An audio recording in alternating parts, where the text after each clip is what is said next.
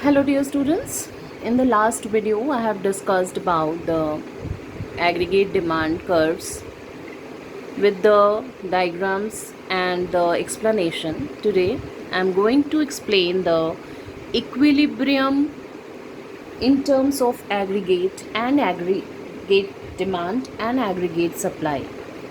Here the starting point which I am supposed to discuss is AD equals to C plus I.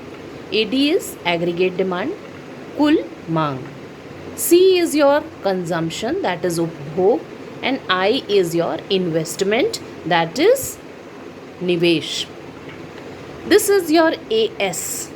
AS is कुल पूर्ति, aggregate supply. It is equal to consumption plus saving, that is उपभोग plus बचत.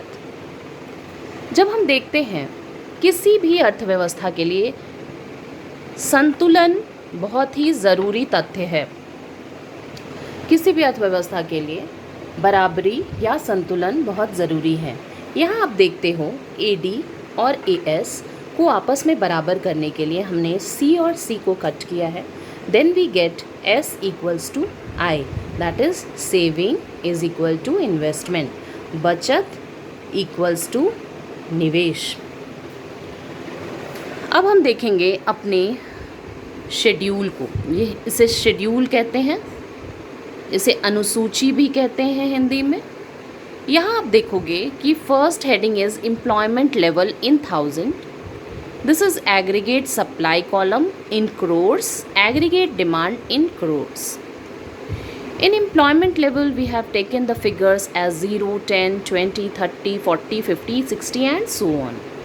Aggregate supply is starting with 0, 10, 20, 30, 40, 50 and 60. But what you find that aggregate demand, जो कुल मांग है, वह शुरुआत होती है 20, 25, 30, 35, 40, 45 and 50. The most important difference you find is that these 2 points start with 0 but aggregate demand is starting with point 20. ये मैंने पहले वाले वीडियो में भी आप लोगों को समझाया है कि कुल मांग जो है वह कभी भी शून्य नहीं हो सकती है, क्योंकि किसी भी व्यक्ति को जीवन जीने के लिए कुछ व्यय अपने उपभोग के ऊपर करना ही पड़ता है, चाहे वह व्यय वह मांग कर करे या किसी भी तरीके से धनोपार्जन करे, बिकॉज़ उसके अपने खर्चे हैं जो जीवन जीने के लिए बहुत ही महत्वपूर्ण हैं. इसीलिए हमारा एग्रीगेट डिमांड कभी भी ज़ीरो से स्टार्ट नहीं होता है. This green lining which I have made a box like is 40, 40, 40. What you find that there is an equilibrium, that is संतुलन. ये सभी आपस में बराबर होते हैं. यह एक ऐसी बिंदु है जहाँ एम्प्लॉयमेंट लेवल, एग्रीगेट सप्लाई और एग्रीगेट डिमांड आपस में बराबर होते हैं. Let's see and understand a diagram with it. This x-axis shows the employment level in 1000 और income in crores. इससे हम employment level भी कह सकते हैं या income भी कह सकते हैं. चूँकि हमने अपनी अनुसूची में employment level की एग्जाम्पल ली है, इसीलिए हम लोगों ने यहाँ पे employment level मेंशन किया है. y-axis आपका शो करता है aggregate demand कर्व को. And this point of O, which is making a 45-degree angle, shows your aggregate supply curve. What we have seen that at a particular level, particular point, this 40 and this 40 comes at a midpoint.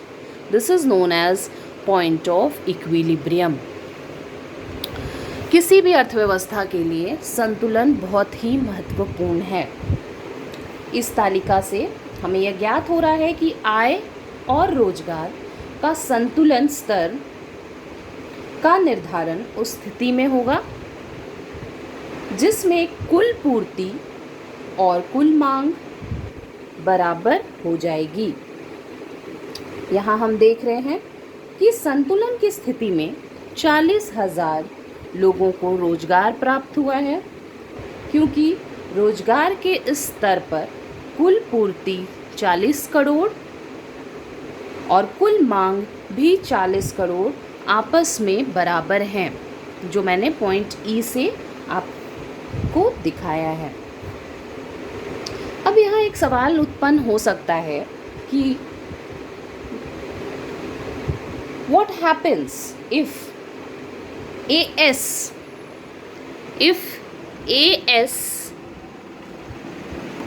that is aggregate supply is greater than AD? What happens if aggregate supply is greater than aggregate demand? Means अगर आपकी पूर्ति आपकी मांग से कहीं ज़्यादा हो, उस स्थिति में हम देखते हैं कि कुछ वस्तुएं बिना बिके रह जाती हैं। इस गैर ज़रूरी स्टॉक को समाप्त करने के लिए उत्पादक क्या करता है? उत्पादन में कटौती करता है, जिससे आने वाले वर्ष में एएस में गिरावट आ जाती है और वह एग्रीगेट डिमांड के बराबर हो जाता है।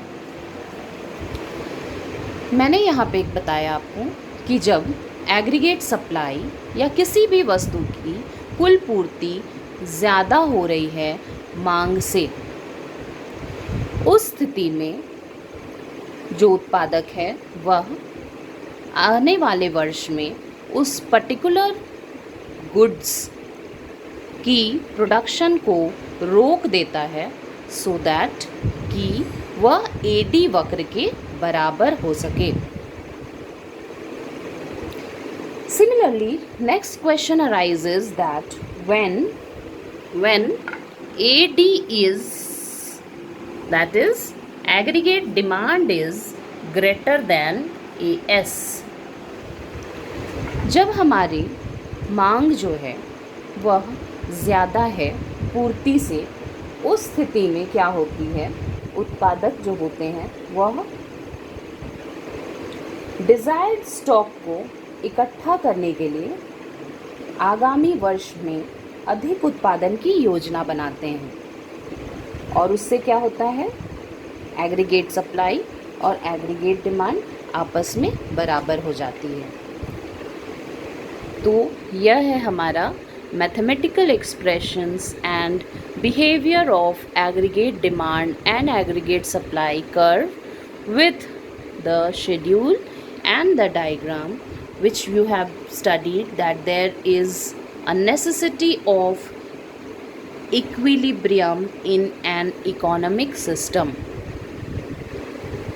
So students, in my next video I will upload about the next topic, which we will study the Keynesian theory of employment, interest and money. Thank you.